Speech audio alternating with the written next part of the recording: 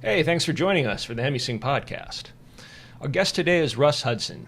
Over the last 3 decades, Russ has established himself as one of the top teachers and developers of the Enneagram personality typology in the world today. He's been writing and teaching full-time with the Enneagram Institute, as well as on his own since 1991, and has co-authored with Don Richard Riso 5 best-selling books on the subject, including The Wisdom of the Enneagram and Personality Types.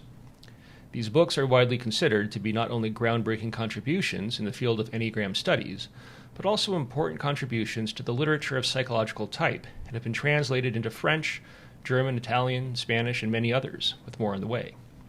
They are the best-selling Enneagram books in their respective countries. Russ worked with Don Riso for several years to develop a scientifically validated test instrument, the Riso-Hudson Enneagram Type Indicator, or RHETI, now considered a standard test in the Enneagram field. The RHETI has been used by Fortune 500 companies, including Amoco, AT&T, DuPont, Motorola, General Motors, Prudential Insurance, and Sony. Actively involved in the Enneagram community, Russ is the founder and president of Russ Hudson Consulting and is the co-founder of the Enneagram Institute, as well as a founding director and former vice president of the International Enneagram Association, a global organization advancing knowledge of the subject. He holds a degree in East Asian Studies from Columbia University in New York, from which he graduated Phi Beta Kappa. Here is Russ Hudson.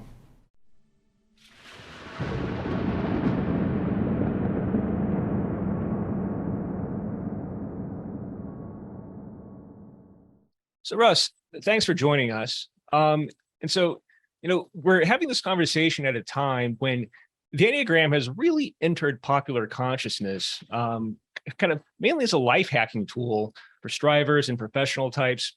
And I'm just curious, what's it like for you as a person who has spent 30 years studying this, teaching it, writing about it, and kind of all its various depths and facets to see this happening? Well, it's surprising, that's for sure. Yeah, and actually I've been teaching it 30 years. I've been studying it for between 40 and 50, so a long time. Yeah, but when I first was doing it many years ago, I was working with Don Richard Riso. I met him after he wrote his first book, Personality Types. And, people would ask me what I do for a living, and it was very difficult to answer that question in any kind of a soundbite, because no one had heard of this. But nowadays, I can just say, yeah, I teach the Enneagram. Oh, yeah, that's that typing, that's that test thing, or whatever their perception is.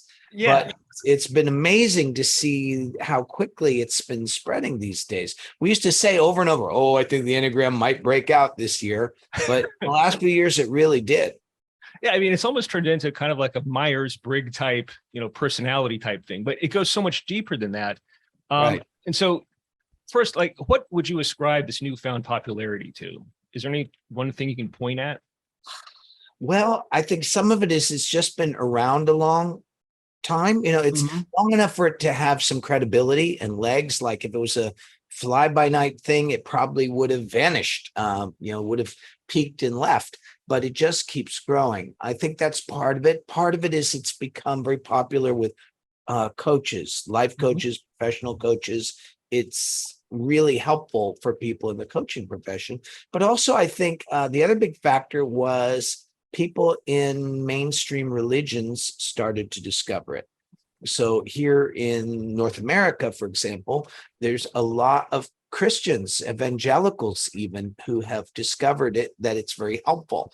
And I teach over in the Middle East, and many kind of more contemporary people living in the Muslim world also are really embracing it and finding it very helpful. So I think it's just a critical mass thing, perhaps, because it's in a number of different markets these days. A lot of people are finding out about it. That's interesting. I was actually not aware of religious folks kind of adopting this. Oh, yeah. Kind of previously, like it sort of reminded me of the trend in, quote unquote, mindfulness practice, where secular types, corporate types, performance types have sort of co-opted meditation and I guess really sort of Vipassana practice to make it into like a productivity tool. Yeah.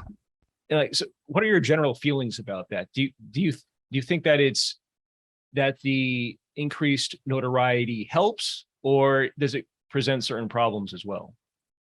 Well, as you're saying, Garrett, it's kind of a double-edged sword, isn't it? On the one hand, I think as it goes out in those ways where it's being framed in a more practical way, where some of the deeper elements of it aren't exactly front and center, I think it's helping people who are primed or maybe ready in their life for a deeper dive to go, hey, wait a minute, there's something more to this. And I would say the same about mindfulness. I mean, it's, I almost don't use that term anymore because it has been so co-opted and a lot of people don't quite understand it. I don't think you can go to a 3-hour presentation in a corporation and figure out what mindfulness is. Right. But it's a long journey to discover what mindfulness is. Nonetheless, some of the people in those corporate programs are going to get touched by it. We're all human beings.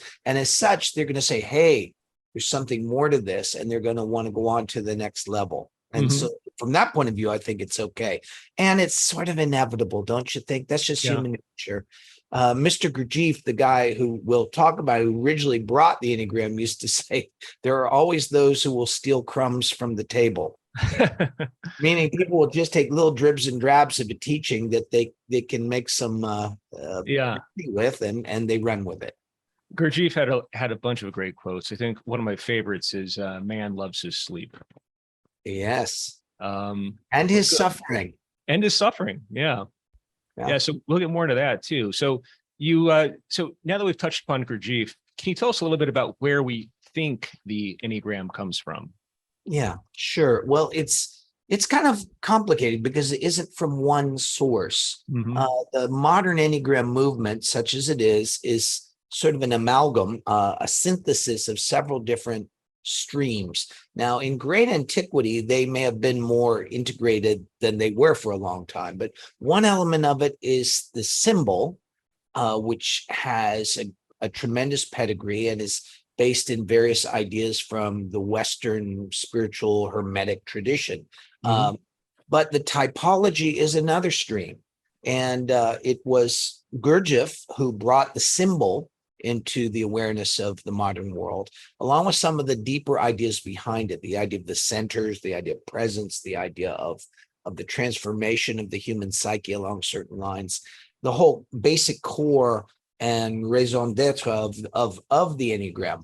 However, the typology was not anything Gurdjieff was really teaching. He did have a type system, but he didn't connect it with the Enneagram symbol. So that was Oscar Ichazo, who brought that forth a bit later and was the one who really looked at how these different perspectives, patterns, type perspectives sit around that symbol and how they relate to one another. Thanks for that. And so can we talk a bit about just some of the various basic concepts behind the Enneagram in terms of the types, the personalities, the structures, ego deficiency, and kind of how it sets up the 9 types? Sure. Well, basically the premise behind the Enneagram, which is pretty fundamental in any real spiritual tradition, is that human beings have layers. We have outermost layers, we have innermost layers. And in our outer layers, we are run by what in this work is called personality, or we might say nowadays ego. Our ego patterns, which are largely programmed, imprinted in us, acquired through our families, through our culture, through our history, through school, all kinds of things. Stuff we do to be cool, stuff, all of that, and that's a lot of human life. But there's a deeper part to humanity that the Enneagram speaks to, which in this work we call essence. And essence is based in what in psychology we would call temperament, that we're born endowed with certain characteristics, certain tendencies, certain capacities and gifts too.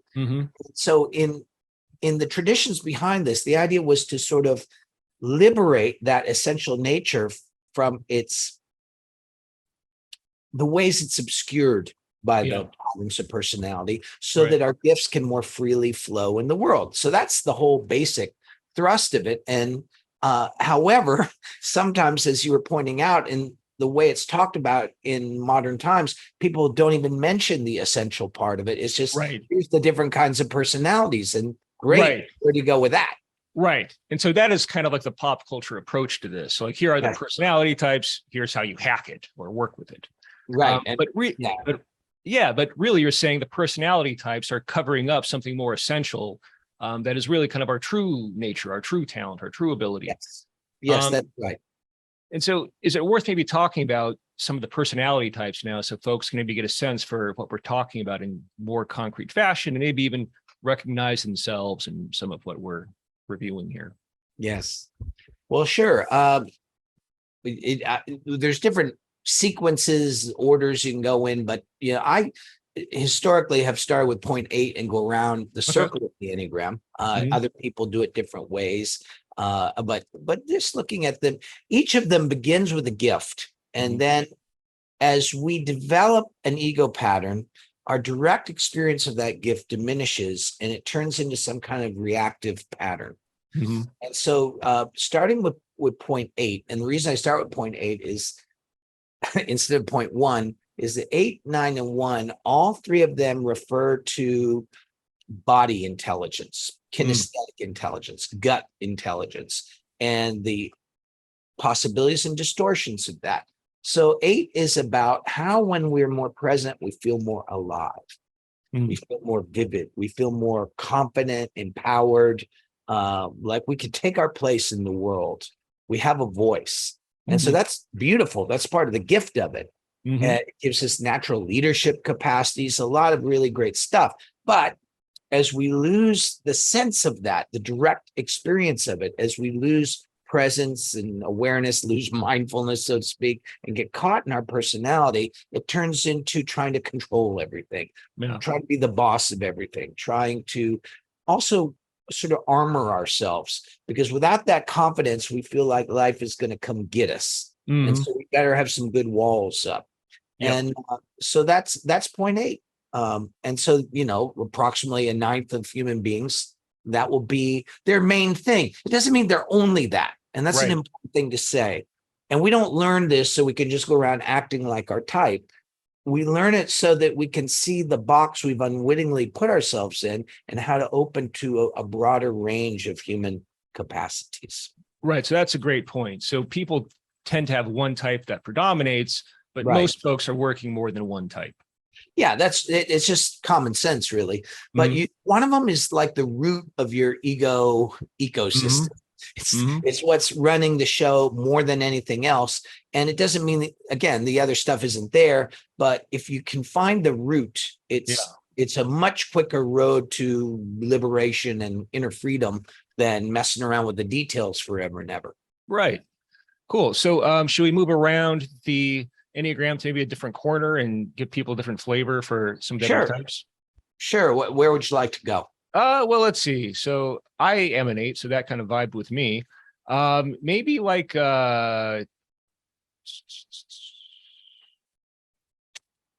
maybe like a 2. Sure. 2s was good contrast. Good pick. Yeah. 2 is we're sliding around the bend here, and 2, 3, and 4 all have to do with the capacities of the heart. And doesn't mean they're more heartful necessarily, but it means their gifts are more naturally related to the heart. And it also means that their troubles, their difficulties are around these ego structures that arise around heart issues. So the 2 is the part of us that when we're present, we feel heartfully connected with everyone. Like if I'm with you, I feel connected on a heart level. There's this beautiful sense of boundaries relaxing.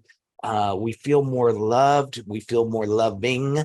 We feel more of the warmth of reality.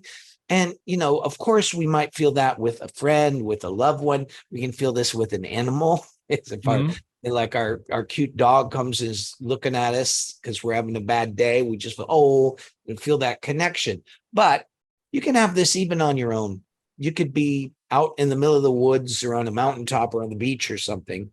Mhm. And just, it's the feeling that presence, reality has a loving and holding quality to it. It Mm. helps us relax. Like we're not going to really let down our guard very much if we don't feel there's something benevolent in our presence. And that's what two brings, this kind of kind, loving kindness, Uh-huh. heart connecting quality, which That is, sounds great.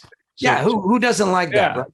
So And that's the gift of two. yeah. Now, the problem is when we lose presence, we lose the sense that that's around or available. So the Mhm. little two ego says, well, darn, I'm going to have to take over that job and Yep. make sure everybody gets loved, everybody gets cared for, all needs are attended to. And then I become kind of codependent, actually, where Mhm. I'm always taking care of everybody else except who? Me. Mm. And I become caught in a pattern of thinking it's my job to make sure everybody's okay Mhm. while neglecting myself. Now, of course, if you do that long enough, you might have some underlying resentments, Yeah. difficult feelings about that. They have to get stuffed down so you can be a kind and loving person all the time. But there's a whole journey in each of these of going back to where we left, where we essentially abandoned ourselves. Mm-hmm. Right. So twos tend to be very generous with themselves, with their time, with their feelings, and Yeah. including their bodies. So like, I think it's funny to like kind of put this in like real world terms. So like groupies often tend to be twos, right? Well, that's one type that could Yeah. be that. They could be all sorts of things. And there's different complexities to the Enneagram, we don't Mhm. really have time to get into, but Well, it can be channeled through three different kind of instinctual drives of yeah. self-preservation. Let me take care of your physical needs, make you Mhm. fed, your sexual needs, and then you've Yeah. got groupie, or your social needs. Let me talk to the boss on your behalf. Right. So let's go back to the boss. So type 8 was the boss, and this is a good opportunity to talk about mistyping as well. Yeah. So lots of folks who think they're eights are actually sixes, right? So let's talk Yeah. about sixes. Yeah, it's interesting because you see people try to type by traits. Yeah. Like, oh, I'm a boss, I'm a leader, therefore I must be 8. No, they're the leaders of all 9 types. Mm. More US presidents have been 0.9 than any other type. Oh, that's interesting. Yeah. And so, and we might think the 4s, they're the creative type, so it must be a 4. No, all 9 types can be creative. All 9 points have creativity in them.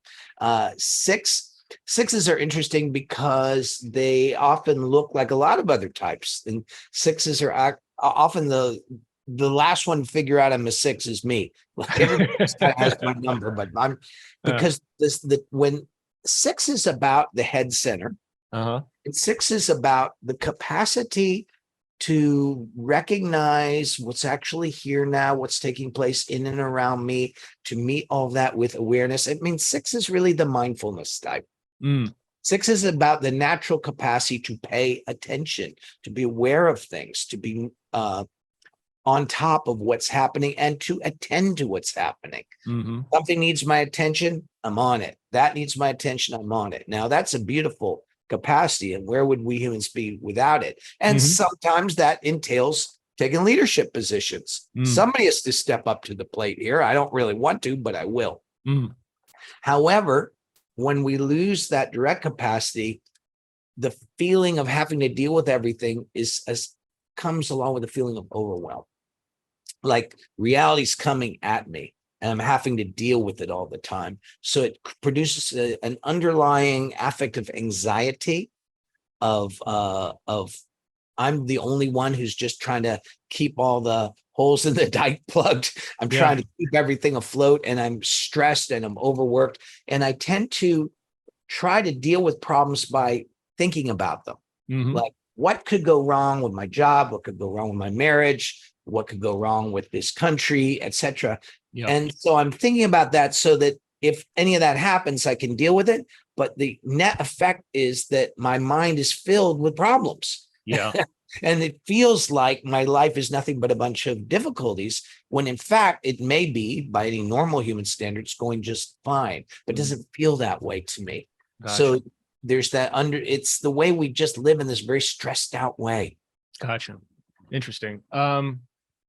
Good. So let's talk a bit about the way out. Like, how do we use the Enneagram to transform? Well, that is very interesting. And there are, different questions. Mm. The Enneagram was originally a tool of self-awareness for people who were in contemplative practices. The typology had its roots in Egypt. It was not originally coming from Sufis necessarily, but much earlier. And one of the sources was early Christian monasticism, where they were looking at what caused us to disconnect from presence, or in their terminology, to forget the presence of God, in the more religious and spiritual language. But so the Enneagram begins with self-observation based in some presence, meaning some kinesthetic awareness. I'm sensing myself. I'm aware of my breath. Some emotional intelligence, meaning I'm meeting whatever happens with patience, kindness, some degree of holding, and mental mindfulness or awareness, in that I'm not forming an opinion about it. I'm curious. I'm interested. I'm curious. What is this? Why am I thinking that? Why do I do it that way? But again, that curiosity works when it's connected with the heart and the body. When you bring all that together, first thing is you observe the pattern.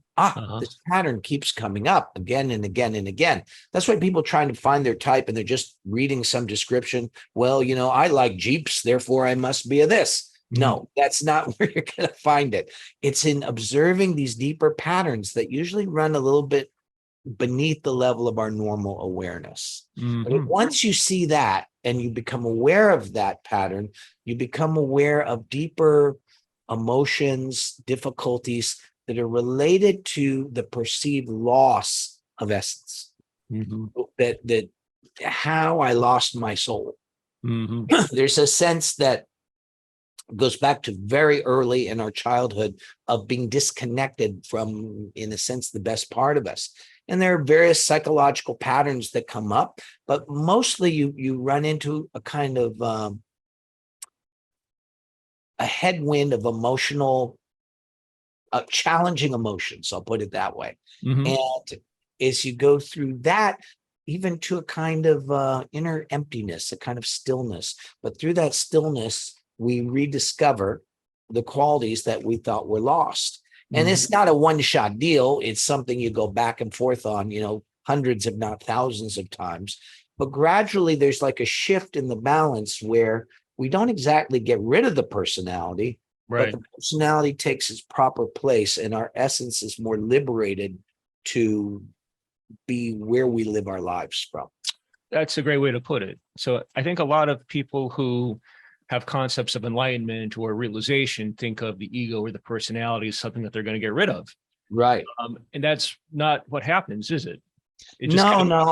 I've been in this again way too long. Watch various gurus proclaiming that they're beyond ego, and then you have to ask, who is the one that's beyond the ego? Right? What does that even mean? There's some good parts to the ego, like we acquire language and culture from our civilization. I don't want to have to learn to speak English all over again. No, so there's elements, but it's more what happens actually is not so much that we get rid of ego, but our sense of identity shifts away from it. Ego is just stuff that happens in our mind. It's just activities in our emotions, our mind, our postures, and our body, and they get loosened up and freed. But it's more that the seat of our identity, what we're saying I to, shifts out of those patterns and into something deeper. That's what I would. Beautiful. So one thing that I was curious about that you mentioned earlier is you talked about the types of the presidents. Like, how were the presidents typed? Well, we're just taking guesses. We're taking stabs. But when you read the writings of these people, you look at how they lived. It's kind of clear that LBJ was probably not a 2. Okay. Yeah. Right. It's probably not. You can limit it 8, down. right? to a few things, and yeah, he was probably an 8. An 8, But yeah. there are just his mannerisms, his writings, his thinking, and you can, if you study the life of a person, to look at the trajectory of their growth or their downfall. Yeah. There's often a story in there.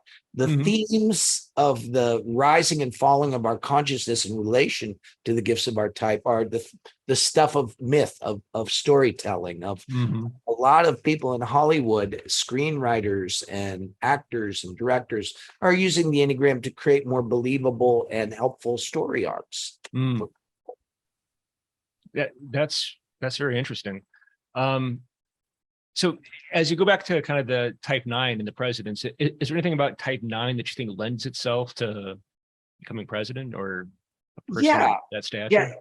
9s have a capacity to project goodwill, and they also are known for not playing favorites so easily. They're fair. They can hear both sides of an argument and give everybody a fair shake. Don Riso, my writing partner for many years, passed away. Gee whiz, almost 10 years ago next week. He called the 9 the Peacemaker, using the name from the Beatitudes. But Helen Palmer called this point the mediator, similar idea. And I think it's that. Thus, people trust that this person's not going to rip me off. So if you're looking for someone to run an organization or a government agency or a country, right? 9s have a way of winning trust. Yeah. People think that they're down to earth, sensible, and essentially fair, kind people. So people put their trust in them. Interesting that doesn't always happen, though. No, it doesn't always happen. At least it's that perception. Yeah. Very interesting. Cool. So you've got a course coming up. It's a 9-month course called Keys to the Enneagram series, which you're offering kind of through Diamond Approach. Can you tell us a little bit about how all of what we've talked about today relates to that? Sure. Well, just a little personal history. I started off in my journey in the Gurdjieff work. And so I was studying under people who lived with Gurdjieff. It was not speculation. So I got the kind of direct transmission of that. But at a certain point, that teaching ran its course with me. I'd been in it for 15 years. And then I met Almas, whose actual name is Hamid Ali. And I sort of realized that he was working along similar lines to what I wanted to be doing. And outside of the Enneagram, he was presenting an approach to inner work that was utterly congruent to what Don Riso and I had come to as the necessary journey, let's say, for the transformation of the types. So in this course, I'll be working with my friend and colleague, Sandra Maitri, who is a teacher within the Diamond Heart School, but is also really one of the great Enneagram experts in the world at this point. Yes, she is. And I would say that she and I are known for two of the go-to people if you want to know about the deeper spirituality behind the system. And so we've known each other and had conversations and been very friendly for a long time. And so now through the school, we're going to be doing this 9-month course on what we talked about a little bit here. You found out your point. Good. What? How does that knowledge become a transformational vehicle for you? And that's what we're going to be focusing on, using some of the tools and methodology of the Diamond Heart School, and with me bringing in a little bit from my Gurdjieff background too. And then we get to play and see what happens. I'm very excited about it. I think it's the first time Sandra and I have really had a chance to do a teaching together, and we're both delighted to be able to do it. Yeah, that sounds awesome. So I was in a group that was led by Sandra for many years. Just kind of my own personal plug here. I mean, you, Russ Hudson, Sandra Maitri, and Hamid Ali, like, to me, are the 3 greatest living experts on the Enneagram. So if folks want to really learn more about this and get deep into it, this is a golden opportunity.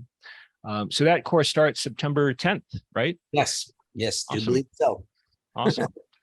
Well, anything else you'd like to leave folks with? Any parting thoughts? Well, just to say that if you found the Enneagram, amazing, good. don't get so hung up on just being a type. As Yeah. we that's a starting point. That's the entryway into the system. But if you really want to take the full ride, you might come join us for this course. But remember that it's showing you what you take yourself to be, not who or what you actually are, which is generally speaking a mystery beyond easy classification. Mm-hmm. So I wish you all a gorgeous journey in discovering more and more about that mystery of who and what you are. Beautiful. Thank you, Russ. So folks, if you enjoyed this, please give it a like, share it up. You can also leave a comment depending on the platform, and we'll try to respond. You can find Russ at russhudson.com. And you're also connected with the Enneagram Institute, which where you're president emeritus. Thank you so much for joining us, Russ. Thank you, Garrett. It was a pleasure. Thanks so much. Likewise.